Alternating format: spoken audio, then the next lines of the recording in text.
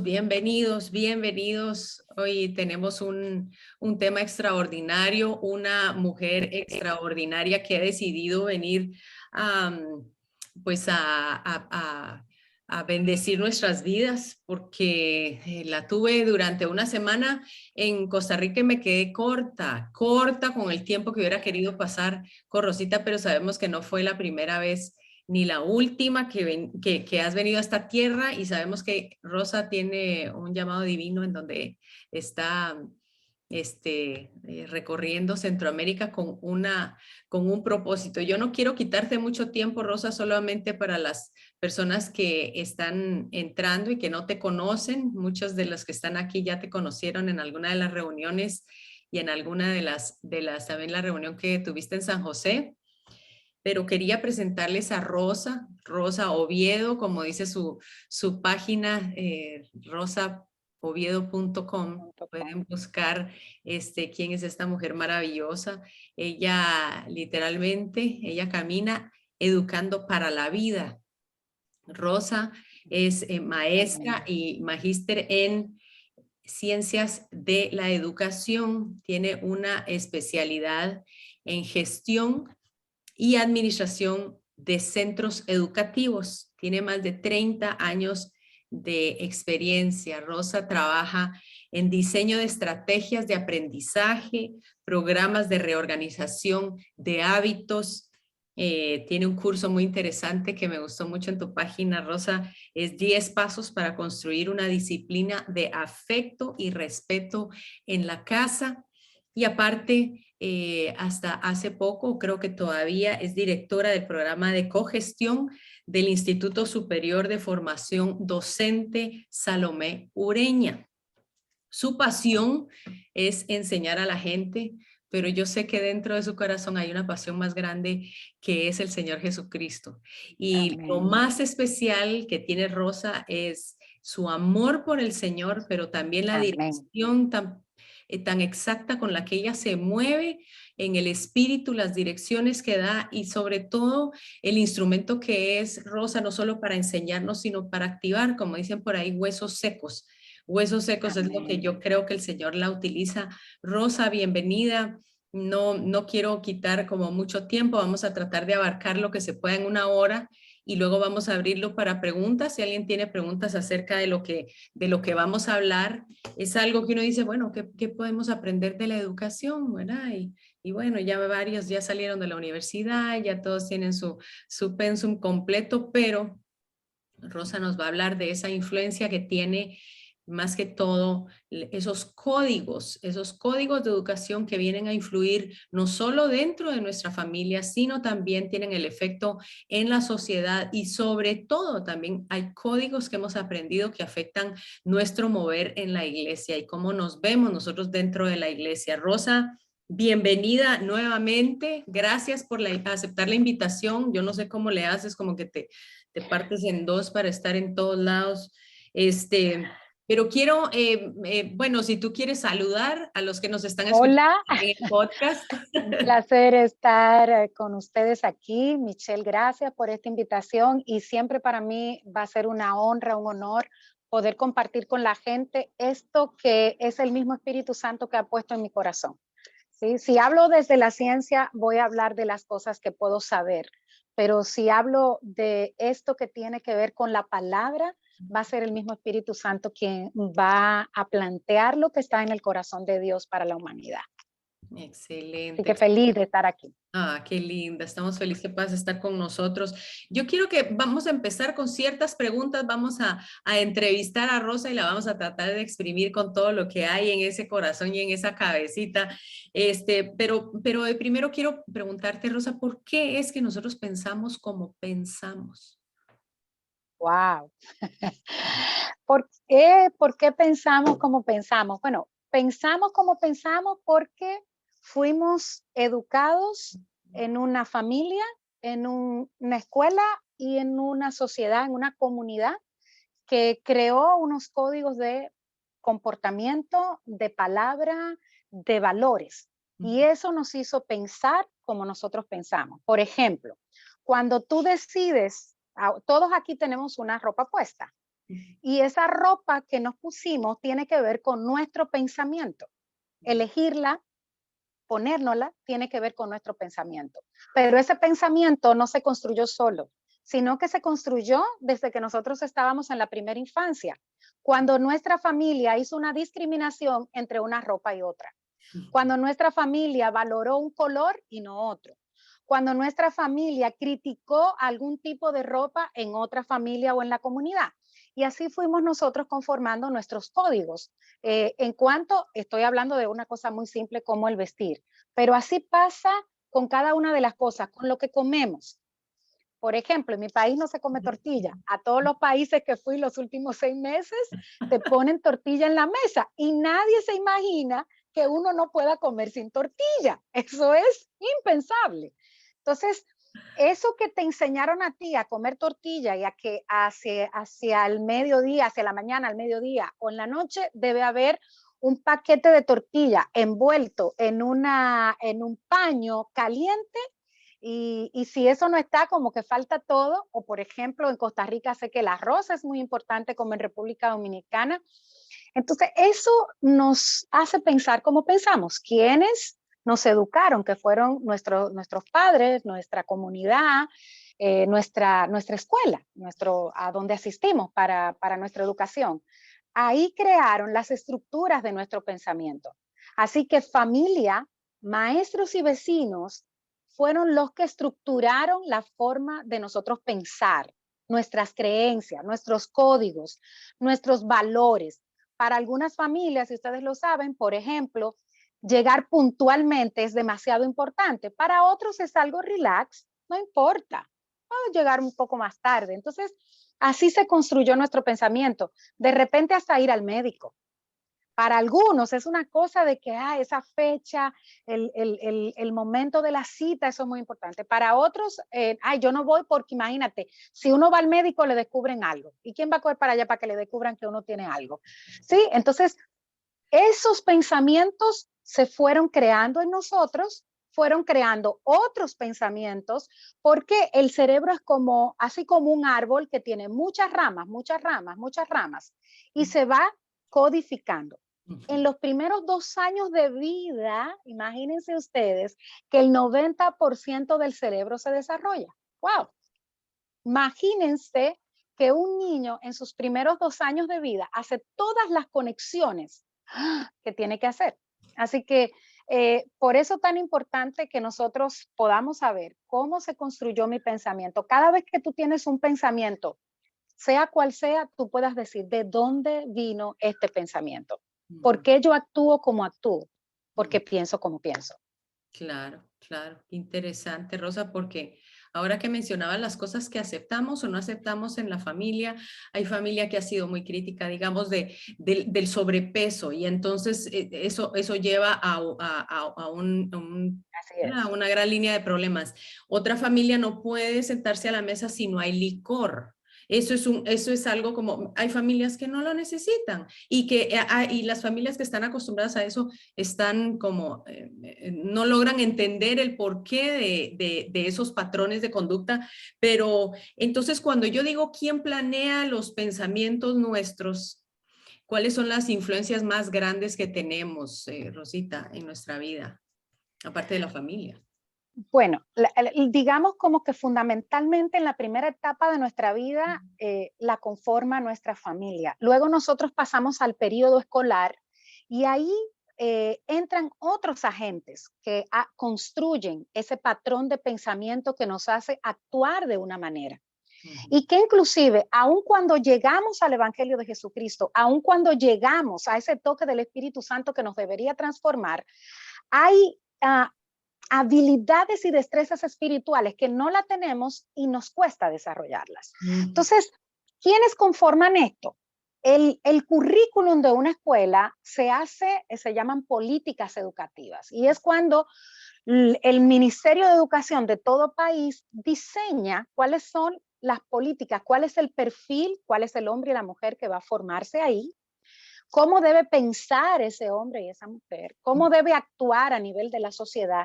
Entonces ahí se conforma lo que ustedes han escuchado muchas veces, un currículum.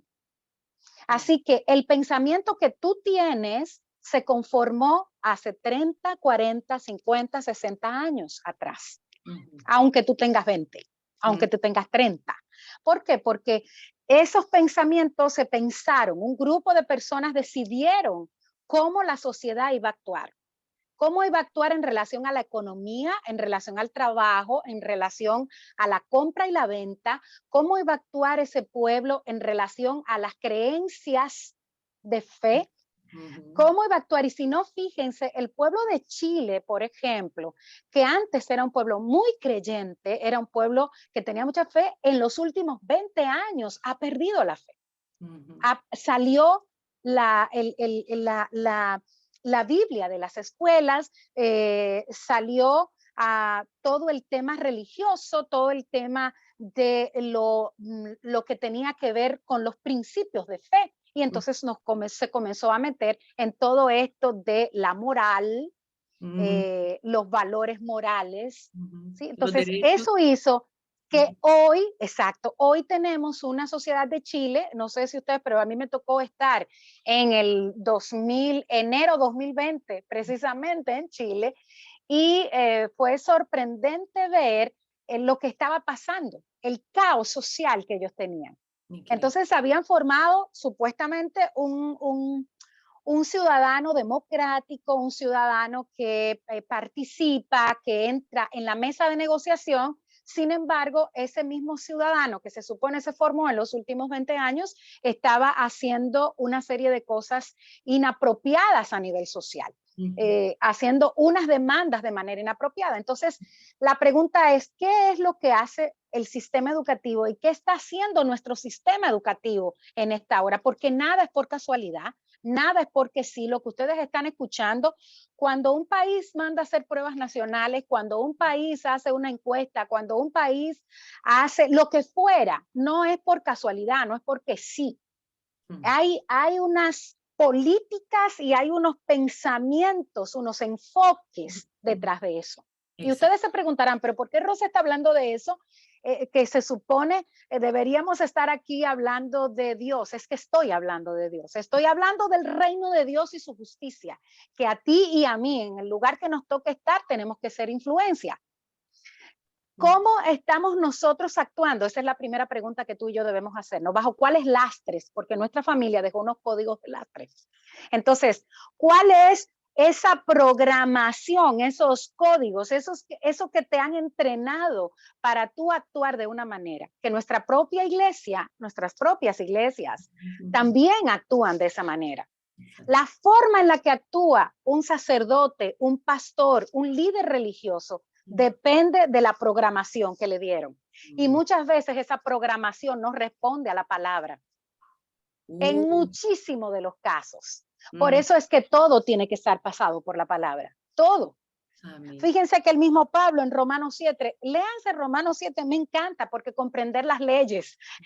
Aquí Pablo habla sobre el tema de las leyes y dice cómo la ley les recuerda el pecado. ¿Por qué? Porque las leyes han sido construidas en función de mantener al pueblo en un cuadro.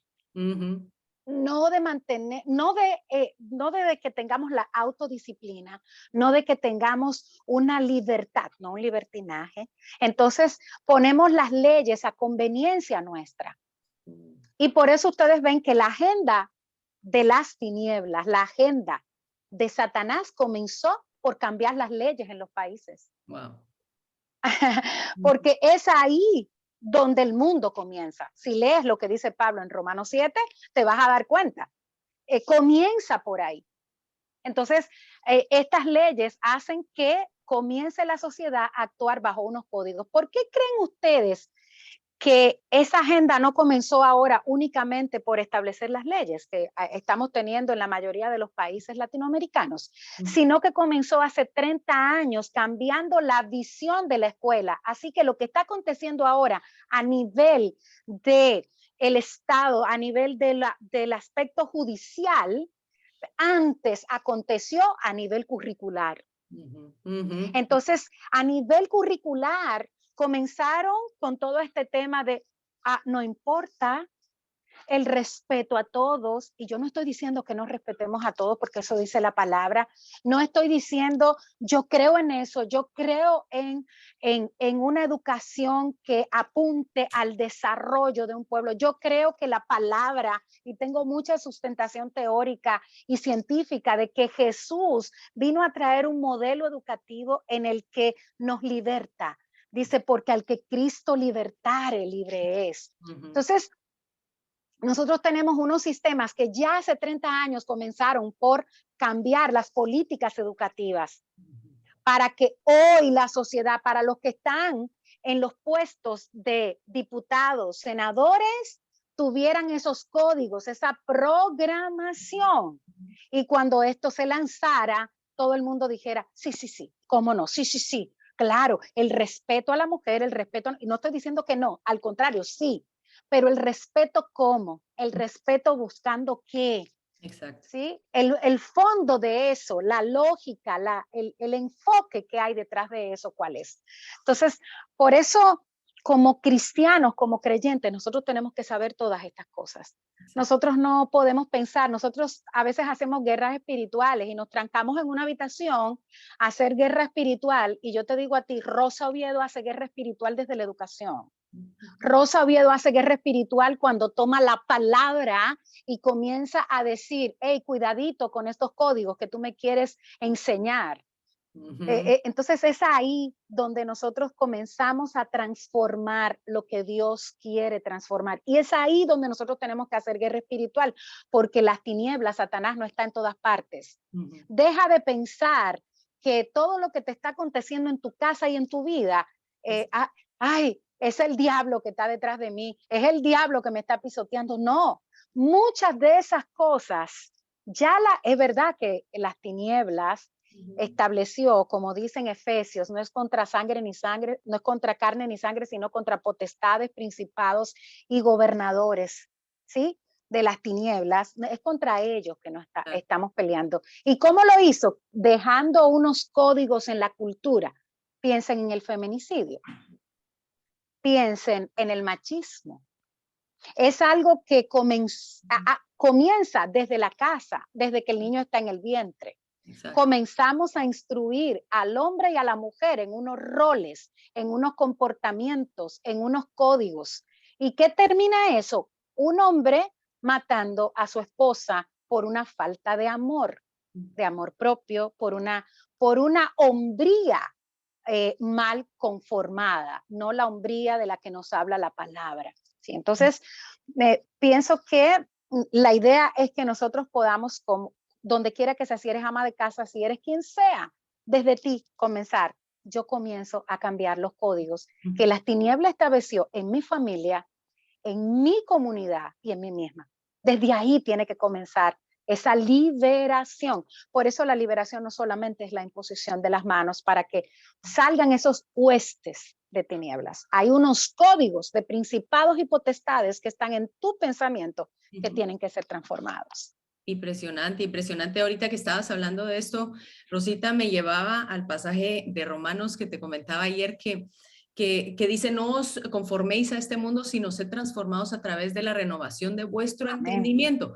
Conformar es agarrar la forma de el mundo. No os conforméis, sino vamos a ser transformados a través de renovar el entendimiento. Y el entendimiento muchas veces creemos que es a pura guerra, todo demonios, toda oposición. A veces son nuestra forma de pensar que viene a ser libres o esclavos. ¿Tú crees que la forma en que fuimos educados determina si somos libres o esclavos? ¿Tú crees que la sociedad tiene esa capacidad para demostrarlo? Lo hemos visto en los países donde el socialismo es bastante fuerte. Hemos visto que hay un código, ese código de actuar, ese código de lealtad hacia el gobierno, esos códigos. ¿Tú crees que una persona puede ser esclavizada por medio de esos códigos? Total y absolutamente, y es que imagínense ustedes que hasta en nuestros propios trabajos tenemos códigos esclavizantes. En nuestras relaciones con nuestros hijos, con nuestros esposos o esposas, en nuestras relaciones con nuestros amigos y amigas, tenemos códigos esclavizantes. A veces nosotros somos personas tóxicas para otros. Y esos son códigos esclavizantes. Y esos códigos se nos fueron dados a través de la educación, de sea familia, comunidad o escuela. ¿Sí? Entonces, hay códigos sociales que son esclavizantes. Por ejemplo, cuando un pueblo se maneja con muchas leyes, pero no son conocidas por el pueblo, es porque esas leyes quieren usarse según conveniencia. Entonces, por supuesto que estás esclavizado. Pero así mismo pasa en las congregaciones. Nosotros tenemos códigos en las congregaciones que son esclavizantes. Por ejemplo, tengo una situación, lo que pasó en el COVID. Vámonos al COVID. Lo que pasó durante ese año. Yo tenía en mi celular cientos de llamadas, personas pidiendo oración, y yo me pregunté, yo como líder, a mí misma me pregunté, ¿y qué pasó aquí? Enseñamos nosotros a las personas a tener la libertad, a tener la intimidad con Dios para orar en medio de la enfermedad, en medio de... Le enseñamos nosotros a las personas que morir es ganancia. Le enseñamos nosotros a las personas dónde están todos esos versículos que nos dan esperanza, que nos levantan, que nos restauran, que nos dan vida. Sí, entonces nosotros tenemos en nuestras propias congregaciones, o si eres parte de la Iglesia Católica o de cualquiera de las congregaciones donde seas parte, nosotros podemos tener códigos esclavizantes. Por ejemplo, quien conoce más la palabra son los líderes, los maestros o los sacerdotes o los pastores. Ellos son los que tienen que tener acceso a la teología, a la palabra. He escuchado pastores que dicen, no, ustedes no tienen que ir a estudiar teología. Ocha. O sea, es como diciendo eso, tranquilos. Por el momento ustedes lo que tienen es que actuar bien y no conocer a profundidad. Y así también igual algunos sacerdotes. Entonces, como nuestras propias congregaciones, nuestros propios grupos que creen y tienen fe y creen en Jesucristo, tienen comportamientos esclavizantes. O, por ejemplo, comportamientos como decir que tú no puedes hacer absolutamente nada en tu vida si no es consultado, pero pides una cita con los pastores y te pasas un año para que te den la cita. ¿Sí? ¿Entienden esto? Entonces, aquí el tema es cuándo entonces tú vas a actuar como una persona que conoce la palabra. Wow. Es en la toma de decisiones diarias. Es cuando voy al súper, cuando elijo un trabajo u otro, es cuando decido una ropa u otra. ¿No? Decido que me voy a poner esta ropa decorosa, no aquella. Decido que me voy a poner, wow, excelente. Totalmente, Juan Camilo. Entonces, es como nosotros estamos haciendo un sistema que esclaviza, un sistema en el que son unos los que toman las decisiones y otros no participan. Exacto. Es como hacer un sistema asistencialista. Eso. Ven que yo te voy a dar la fundita, ven que yo te voy a ayudar, y como yo te ayudo, tú tienes un compromiso moral conmigo. Exacto. Tú tienes una conexión conmigo. Wow. O sea, la idea es que yo estoy contigo porque te amo, no por lo que me das, no porque tú eres aquel endiosado. Entonces comenzamos a tener idolatría. Exacto. Y le enseñamos a la gente a tener idolatría. Exacto. Y les voy a decir una cosa. Es verdad que algunos católicos, porque no son todos, algunos católicos tienen idolatría de imágenes, pero muchos protestantes y evangélicos tienen idolatrías de profetas, de pastores, de apóstoles. Entonces, ojo con esto. Así como mucha gente del mundo tiene idolatría a un carro, a lo que fuera, o como muchos en el budismo o en la brujería tienen idolatría a un santo X o a una entidad X. Exacto. Así mismo nos pasa. Nos están enseñando a estar esclavos por el tipo de pensamiento que nos están instruyendo. Impresionante, Rosa. Cuando dices eso, traía a mi mente en los años que llevo, digamos, compartiendo la palabra, he visto gente que se dispara y se tira al agua y empiezan a subir y a avanzar. Y he visto gente que constantemente sabes que son las personas que van a pedir oración, que son las personas que no piden oración porque están pasando una circunstancia difícil, sino que es todo el tiempo, es todo el tiempo.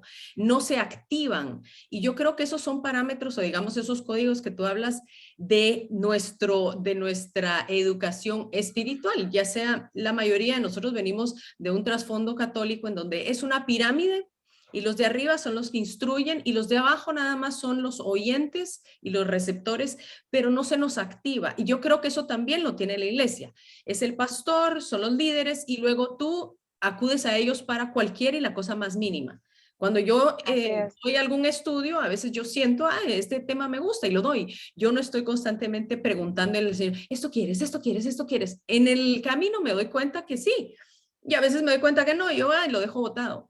Pero esa constante dependencia Exacto. de un líder, constante dependencia de esa ovejita que solo está pidiendo pastos verdes, ¿verdad? Esos pastos de paz, que no se activa por el temor, ya sea por el rechazo, por esos códigos, es bastante difícil. Entonces, trayendo eso a colación, ¿cuál sería el consejo que tú darías para desaprender esos códigos y para activar a las personas a buscar un propósito? Porque todos lo tenemos, pero muchas veces esos códigos son muy fuertes o también la inseguridad que tenemos o por diferentes X o Y razón. Me encantó lo que le dijiste a mi hija. Ella me dijo, te preguntó, tengo varias puertas y tú le dijiste, escoge una. ¿Verdad? No esperes a que Dios te confirme una, escoge una, porque Dios es un Dios de amor. Si ella se confunde, pues la trae de vuelta. Pero creo cómo nos quitamos esos códigos, Rosita, para poder activar más a la gente y para activarnos nosotros. Quizá algunas veces estamos, el Señor diciéndonos, boga mar adentro y uno está ahí en la playita con la palita y la cubeta y no se quiere mover de ahí. ¿Cómo hacemos para desconectarnos de esos códigos? Mira, voy a decir tres cosas. Número uno, voy a comenzar quiero hablar de manera personal a cada uno y cuál es mi recomendación para el desaprender y volver a aprender, porque es una habilidad mental, es algo que tenemos que reestructurar y desestructurar. Uno. Y dos, quiero hablar a aquellos que enseñan a otros. Y eso siempre debe ser. Aquí todos los que estamos aquí enseñamos a alguien. Claro. Entonces todos tenemos los dos roles, el rol individual y el rol de enseñanza. Pero sí quiero comenzar con que muchas veces Dios nos entrega el mar para ir y entrar y profundizar y estar en él y nadar en él y comer de él y disfrutar de él. Pero nosotros tomamos un jarrito, vamos al jarrito y nos vamos a otro lugar a bañarnos, porque alguien nos dijo, mira, allí es donde uno se baña y tú buscas un jarrito y te lo echas. Y luego tiene que volver otra vez y tan, y caminar. Cuando él te dice, oye, suelta el jarrito y ven y lánzate. Otros toman cubetas y van con una cubetica y entonces cuando se le acaba la cubeta y lo que él les está diciendo hoy es entra al mar. No tienes que preguntar tantas veces. Nosotros nos pasamos la vida diciéndole, Señor, ¿y tú quieres esto? Pero ¿de verdad tú quieres esto? Por ejemplo, cuando una mujer soltera me dice, Rosa, ¿y cómo elijo?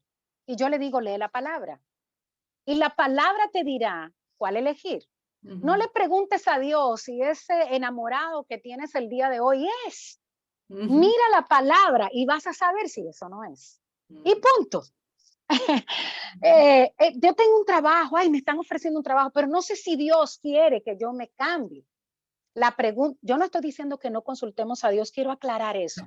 Miren, si hay una persona que va cada día, yo no voy un día, no, cada día a consultar mi día con Dios. Y yo soy su amiga, porque Él dice, ustedes más que siervos son amigos. Y discutimos, Dios y yo. Dios, mira, esta es mi agenda. Dios, mira, dime cuál es tu agenda. Señor, dime cómo lo hago. ¿Cómo hago esto? Le quiero decir que yo salí para Centroamérica. Yo soy una persona que planifico cosas de Estado. Imagínense ustedes eso. Todo el que me está oyendo, que me conoce, sabe que todo es bien organizado. Sin embargo, Dios me dijo, sal. Soy yo cada día que voy a buscar Pero ¿saben por qué Dios hizo eso conmigo? No tiene que hacerlo contigo igual. Conmigo lo hizo porque Él necesitaba desestructurarme. Él necesitaba que yo desaprendiera el querer tener el control. Él necesitaba quitarme el orgullito barato de un gran currículum. El currículum tiene el resumen, 9 páginas. De ahí él me quería sacar. Lo echo por basura, como dijo Pablo. Porque nada de eso me sirve. Allá arriba en el reino, nada de eso me sirve. Todo coge polilla. Los títulos cogen polillas. Entonces él necesitaba enviarme sin que yo tuviera plan. Y alguna gente me preguntaba, pero Rosa, ¿cómo fue que te quedaste y por pasaporte? Bueno, porque Dios me dijo que no hiciera plan y yo era, Rosa, pero ¿cómo era que tú no sabías lo de la vacuna amarilla? Bueno, le estoy diciendo que Dios me dijo, no haga plan, no pienses nada, yo te voy a avisar. Y les quiero decir, y alguna gente de Guatemala, si escucha este audio, va a corroborar esto. Dios me dijo, estando en Guatemala, yo iba a ir a la frontera de Tapachula, iba a ir a Tapachula, en México, a pasar 72 horas para un tema de pasaporte, para que me hicieran una entrada. Y Dios me dijo esa noche, se va a cerrar la frontera de Tapachula. Y yo hice un cambio en mi pasaporte, en mi viaje. Dije, no voy a Tapachula, vamos, me compro un pasaje y voy una semana a otro lugar. Y al otro día me dicen, cerrada la frontera. Entonces tú te preguntas, sí, Dios me iba a advertir cuando Él quisiera que yo hiciera los cambios de planes. Ahí todo estaba planificadito. Rosa, qué bien lo hiciste, te fuiste para otro sitio. Digo yo, es que no se trata de mí en este caso. Lo que les estoy diciendo es que en algunos momentos, según tu carácter, según lo que Dios quiere hacer contigo, Él te va a decir, stop, no tomes decisiones, déjame a mí. Pero en la mayoría de los casos, Él quiere entrenarnos en la palabra para que tomemos decisiones. Para que no tengamos esa inseguridad siempre, necesito 3 confirmaciones, pero todavía me falta una más. Señor, confírmame otra más. Espérate. Y llamamos a Nuri. Yo tengo gente que me llama, Rosa, te estoy llamando, que necesito confirmación. Y yo, pero ¿cuántas veces tú tienes? Bueno, ya Dios me ha dado 3, pero yo todavía necesito una. Entonces yo le digo, bueno, te voy a decir una cosa, como yo no tengo un botoncito que me lo aprieto, yo te recomiendo que tú vayas a la verdadera palabra profética que es la Biblia. Amén. Entonces, tomar decisiones, ven aquí, y tú me dirás, bueno, mira, Rosa, es que hay cosas que yo voy a tomar una decisión y no están en la palabra. Y yo he encontrado personas que me dicen, es que no está ahí, yo no sé cómo tomar esa decisión, no sé cómo empalmar el pensamiento a partir de ahí. Y yo le digo, cuando tienes el Espíritu de Dios, Él te va a instruir. Amén. Dice Pablo, salí y el Espíritu Santo me decía otra cosa. ¡Ay! Pablo. Sí. Pablo decía que el Espíritu Santo le dijo otra cosa, pero eso quiere decir que hay un ir y venir, un dialogar, y Pablo le dice, no, es que mira, no, espérate, Espíritu Santo, espérate, porque yo estoy entendiendo, mira que aquí tienen una necesidad. Y él fue y vivió lo que tuvo que vivir y tuvo que regresar, y donde el Espíritu le dice, es así tan simple. Exacto. Nosotros somos amigos y amigas de Dios. Y Él nos va a instruir, nos va a llevar, nos va a dar consejos. Si nosotros tenemos todos nuestros sentidos abiertos a Él. Si nosotros cada día entramos en intimidad, y no estoy hablando de que entres en intimidad a las 3 de la mañana, hay gente que es nocturna, yo soy diurna. Yo a las 4 tengo los ojos pelados, como decimos en República, ya yo los tengo abiertos. Yo soy, pero tú puedes ser nocturno, pues ora por la noche. Exacto. No quiero decir, no quiero tener ese código que muchas veces me dijeron en guerra espiritual. La guerra mejor espiritual que se pelea a las 3 de la mañana.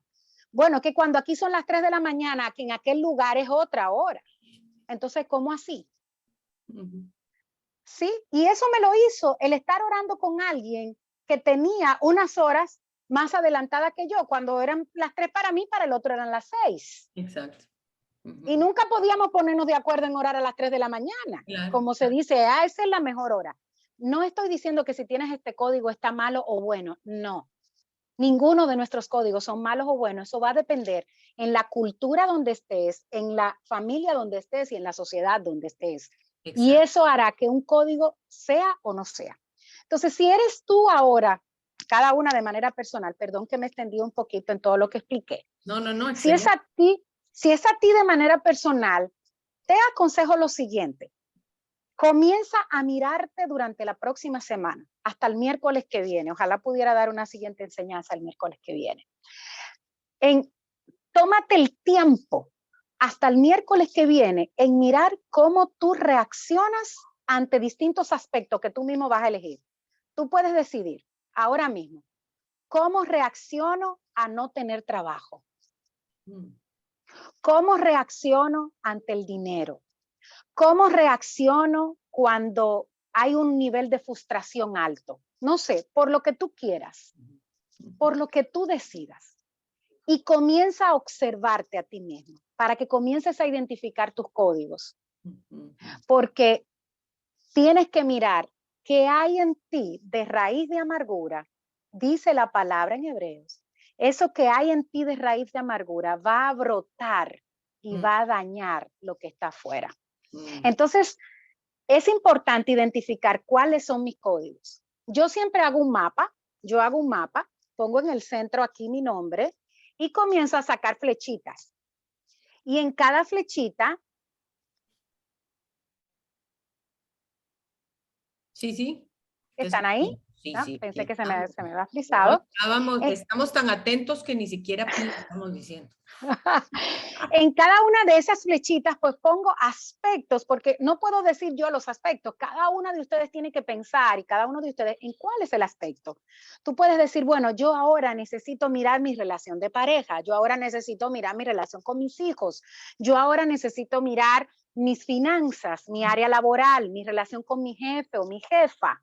Sí, entonces, y ponte a mirarte durante una semana cómo reaccionas ante esa persona o ante ese hecho o ante cualquier situación. Eso te hace saber que hay unos códigos detrás de eso, pero eso te va a dar una lección también. Cuando alguien reaccione ante algo, ya tú vas a decir, no estoy peleando contra carne ni sangre.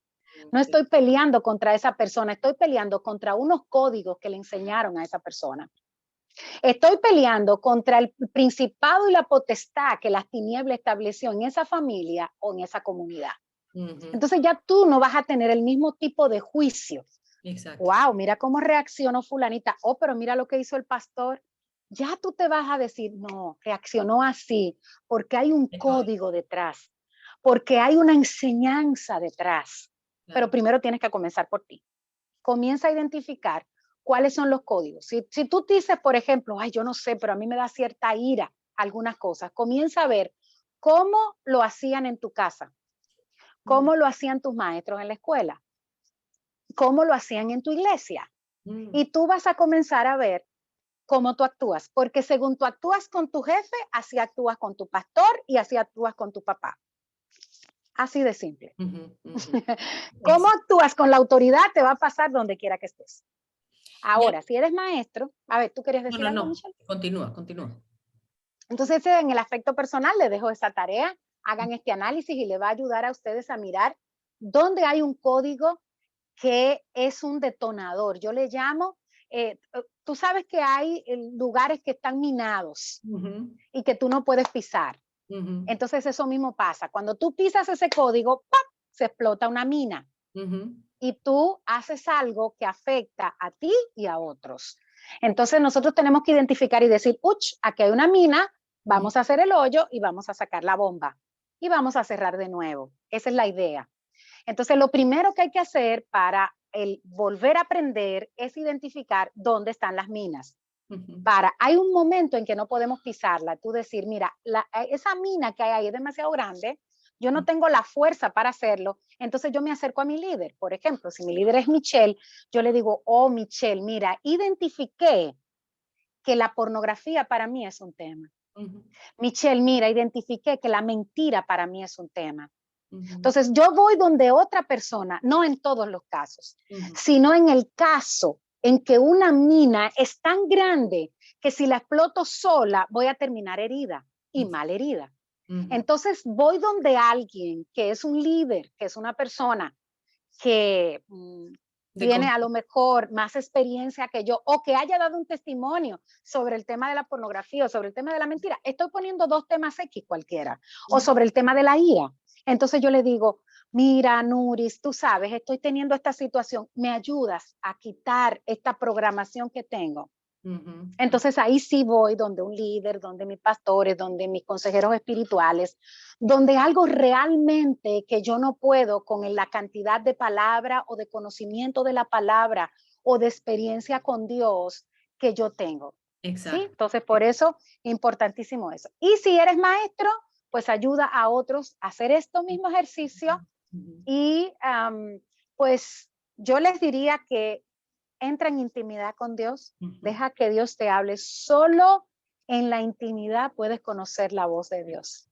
Sus ovejas van a escuchar su voz y le van a conocer, pero la oveja, solo estando al lado del pastor, reconoce el timbre de su voz. Entra en intimidad con él, si te toca, o de manera personal, en este tiempo te diría, entra en intimidad y dile a Dios, Señor, vamos a trabajar tú y yo mis códigos. Vamos a trabajar tú y yo, y termino dándoles un testimonio. En mi familia había un código de mentira, porque la manera en que el tipo de trabajo que mi mamá hacía la llevó a que ella era costurera, tomaba mucha ropa, y entonces siempre nos decía a nosotros, dile que yo no estoy, dile que ahora no, dile que me fui de viaje, dile que tal cosa. Entonces, imagínense nosotras practicando eso todos los días o cada cierto tiempo o todas las semanas. Eso creó en nosotros una programación de siempre justificarnos, de procrastinar y o de decir mentiras a otros para cuando no podíamos cumplir con nuestras responsabilidades. Yo identifiqué ese código de adulto y he trabajado en él, pero todos los días trabajo en él.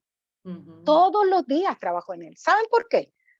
Porque a veces alguien me dice, ora por mí, y se me olvidó orar. Y puedo tener la tendencia en mi mente, pero yo digo de una vez mi código. Rosa, el código, cuidadito. Que le voy a decir, ay, sí, sí, ya lloré. No, no. Entonces yo me devuelvo y digo, ¿sabes qué? No he orado.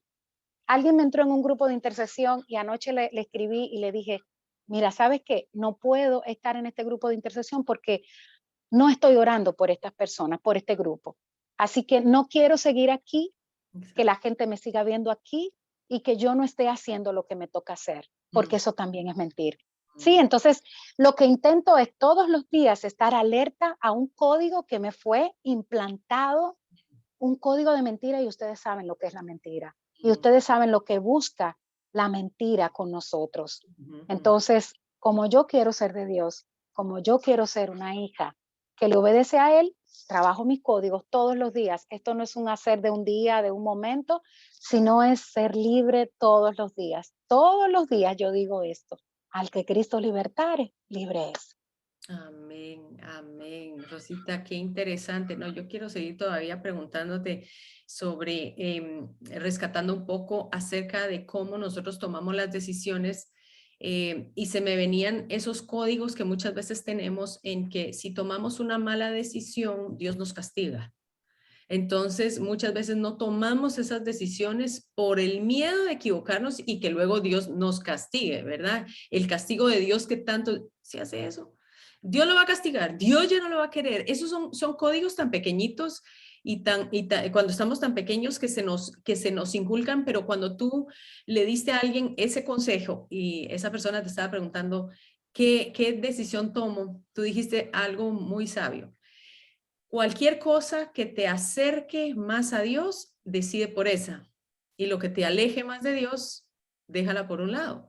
Y eso se aplica a A un novio, todo. una relación, un negocio, todo. Y venía a esos códigos, me trajo a memoria muchas veces que a veces no son códigos de vida o muerte, pero son códigos de siempre llegar tarde. ¿Verdad? Ya uno reconoce la amiga que siempre llega tarde. Llega tarde. ¿Verdad? Porque siempre llega Así 10 es. minutos y yo, pero no entiendo por qué no se pudo organizar 10 minutos antes, pero siempre es la amiga, esa amiga que anda corriendo, que llega tarde a todos lados, aquella familia que usa la comida para confrontar una situación. Pues Una X. una de las cosas, Rosita, que quiero rescatar porque creo que es muy importante para nosotros como creyentes, para nosotros que participamos, digamos, de alguna situación, de algún ministerio que tenemos, que estamos involucrados en un grupo cristiano. Yo siempre he visto que la ofensa, la victimización es un código Muy fuerte. fuertísimo en el cristiano.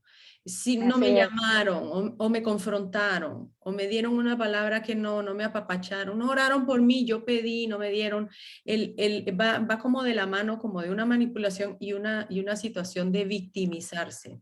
Pero Entonces, ¿sabes qué es lo que pasa, Michelle? Es que y eso se da mucho en los países latinoamericanos. ¿Qué ujú, es lo que pasa? Que nosotros tuvimos una educación castrante, nosotros tuvimos una educación que nos rechazó, que nos maltrató, que nos dijo que no valíamos. Entonces nosotros estamos siempre sosteniendo nuestra vida en función de afirmación de otros, en función de lo que otros nos pueden decir.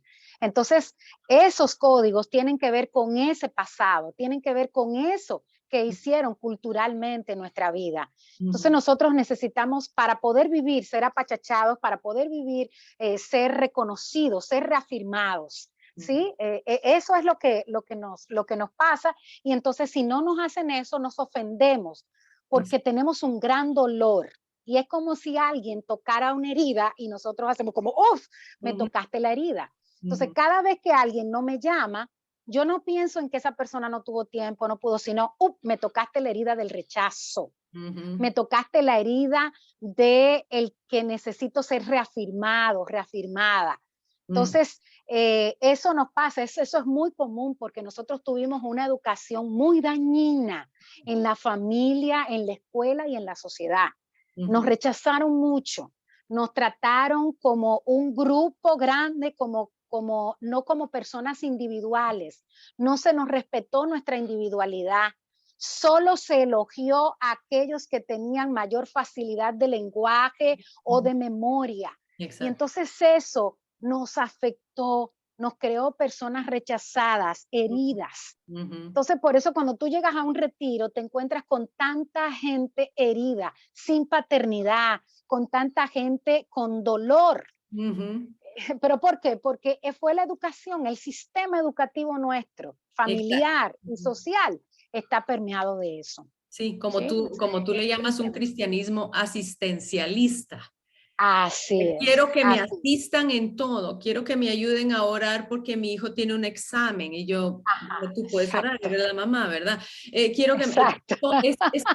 nos volvemos como que enfermeros, ¿verdad? Así Pero es. vemos que la cosa como que no avanza porque si hoy es el examen, mañana es Mañana el que se trasplante. va de viaje.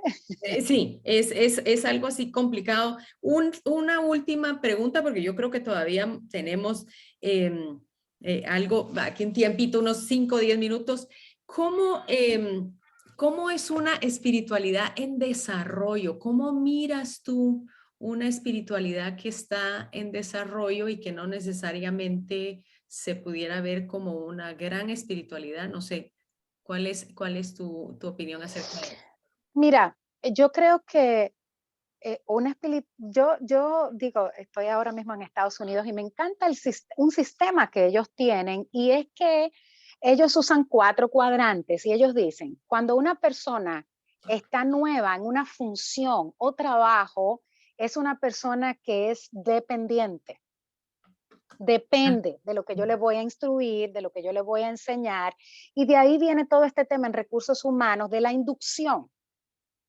Pero luego esa persona es menos dependiente y comienzan a poner la D al lado de una A, siendo la D mayor que la A, y la A significa autonomía.